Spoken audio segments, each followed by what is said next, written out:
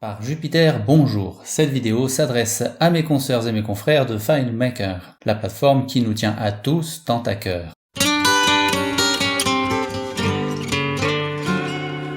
Comment faire avec du FileMaker natif tout simple des popovers non moches, comme ici dans Par Jupiter Association, ou encore ce qu'on a vu la semaine passée dans Par Jupiter Trésorerie. La particularité des popovers de FileMaker, si on respecte leur présentation par défaut, c'est qu'ils sont, disons pour ne pas être trop négatif, vilains. Exemple de popover à l'ancienne. Impossible de se débarrasser de ce triangle balourd. Impossible de choisir où le popover va s'ouvrir, il est forcément rattaché à son point d'ancrage. Le curseur ne se transforme pas quand on passe le bouton. Or, dans les popovers que je livre à mes chers utilisateurs, je peux vouloir que le popover s'ouvre à un endroit précis qui n'est pas forcément juste à côté du point d'ancrage. Exemple ici, j'appelle ça un popover de haut de page. 2. Je n'ai pas envie de voir une sorte de triangle balourd et dont la taille n'est pas paramétrable. 3. Je veux, comme pour tous mes boutons, le curseur qui se transforme en petite main. Cerise sur le gâteau numéro 1, je veux un bouton de fermeture du popover. Comment est-ce que je fais tout ça? C'est ultra simple, ça tient en 2 ingrédients.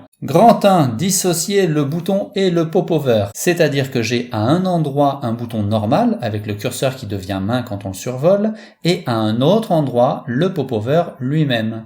Grand 2, supprimer toute l'apparence du popover et la remplacer par un rectangle bien propre selon les goûts de l'utilisateur. Cerise sur le gâteau numéro 2, ici j'ai 2 petites zones bien distinctes dans un même popover. Ici j'ai même 3 petites zones bien distinctes et le tout reste parfaitement lisible. Tout ça est donc possible parce que je m'affranchis de la présentation du popover natif de FileMaker. Si vous voulez plus de détails sur le comment technique de tout ça, n'hésitez pas à me joindre sur parjupiter.com ou LinkedIn, Jérémy Gimenez.